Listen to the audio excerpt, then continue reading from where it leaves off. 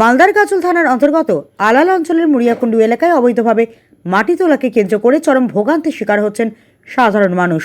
স্থানীয়দের অভিযোগ, শ্রীমতী খাড়ি থেকে দীর্ঘদিন ধরে অবৈধ মাটি কেটে তা বিক্রি করছে একদল মাটি মাফিয়া।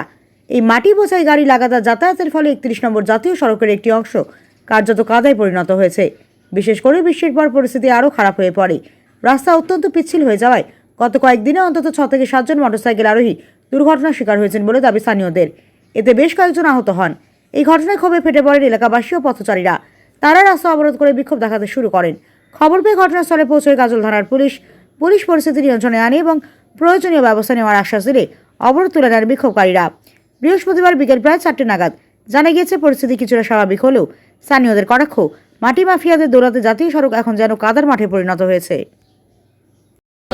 আপনি ফোন করেন, কে ছিল যেখানে বলছিল যে দায়িত্ব নিয়ে ছাড়বে, বলছিল এই কে যে বলছিল দায়িত্ব নিয়ে গাড়ি ছাড়ার কথা, ওই ওকে ডাকো এখানে।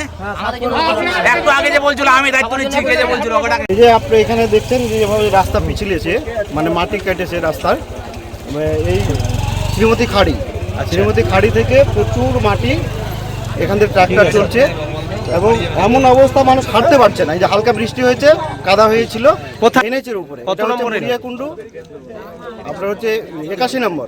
আচ্ছা, 81 নম্বর জাতীয় সড়ক। এটা হচ্ছে আপনার আলাল গ্রাম পঞ্চায়েতের আন্ডারে পড়ছে। মুড়িয়াকুণ্ডু এবং জোরগাছির মিডিলে যে তেল পাম্পটা আছে সেইখানটায়। সেই কারণে কি আজকে পথ অবরোধ? আমিও গাড়ি নিয়ে আটকে আছি। আমি অবরোধের মধ্যে নেই, আমি আমার পিছনে গাড়ি আছে। পথ চলতি মানুষ, আপনি পথ চলতি মানুষ। এখানে যে দেখলাম সেটা হচ্ছে মানুষ যে হেঁটে যাবে সেটা পিছলে পড়ছে। তাহলে এই যে একটা মানুষ এখানে যে কোনো সময় একটা বড় ধরনের অ্যাক্সিডেন্ট ঘটবে, এই লাইবিলিটি কে নেবে? এই এনএচের ওপরে আপনার ট্রাক্টর চলছে, বিএলআর সাহেব আছেন এখানটায় এবং আইনের আওতায় গাজল থানার পুলিশ আছে। এগুলো কি হচ্ছে? সাধারণ মানুষের জীবন নিয়ে কি খেলা করবে এভাবে?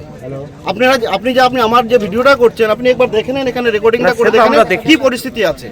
একটা মানুষ হেঁটে যেতে পারছে না, বলে এটা হেঁটে যেতে পারছে না। আমিও দেখলাম যে আমিও চলতি পথে রাস্তার একজন গাড়ির পিছনে আমার দাঁড়িয়ে আছে। এখানে অনেকগুলো অ্যারেস্ট হয়েছে, কিন্তু মানুষের জীবন নিয়ে খেলা করা হচ্ছে। বিএলআর সাহেব যে একটা গাড়ি ট্রাক্টর চলছে, দিন দুপুরে চলছে এখানে, অবশ্যই বিএলআর সাহেব এই জিনিসগুলো দেখছেন না কেন? আমাদের গাজল থানার প্রশাসন আছেন, তারা ব্যাপারগুলো দেখছেন না কেন? এখানে পাঁচপাড়া থেকে শুরু করে আপনি কদুবাড়ি থেকে শুরু করে আলাল পর্যন্ত দেখেন তো আপনি কত জায়গায় মাটি কাটছে, আর যেভাবে রাস্তাগুলো মাটি পড়ে থাকছে, হালকা বৃষ্টি হচ্ছে, কাদা হয়ে যাচ্ছে। আপনার নাম? আমার নাম খালিদুর রহমান। বাড়ি? আমার বাড়ি আলাল গ্রাম পঞ্চায়েত, আমি এক্স প্রধান আলালের। ঠিক আছে। কারণ হচ্ছে যে বৃষ্টি, ছটার সময় বৃষ্টি এসছে, বৃষ্টি থেকে প্রায় মোটরসাইকেল এক মতন পড়েছে আর 3-4টা পিকআপ মতো বেরিয়ে মেরেছে। কোথায় পথ অবরোধ করেছেন? মুড়িয়াকুণ্ডু পেট্রোল পাম্পে, মুড়িয়াকুণ্ডু পেট্রোল পাম্পে।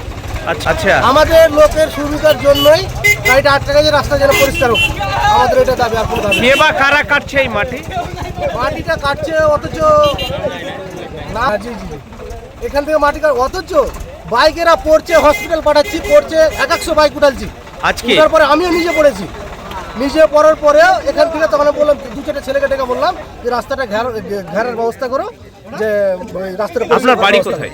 আমার বাড়ি এখানে মুড়িয়াকুণ্ডু। আচ্ছা, এখন কি চাইছেন? এখন রাস্তাটা পরিষ্কার চাই। জানানো হয়েছে? না, জানানো হয়নি। আপনার নাম? আমার নাম রিন্টু শেখ। বাড়ি মুড়িয়াকুণ্ডু।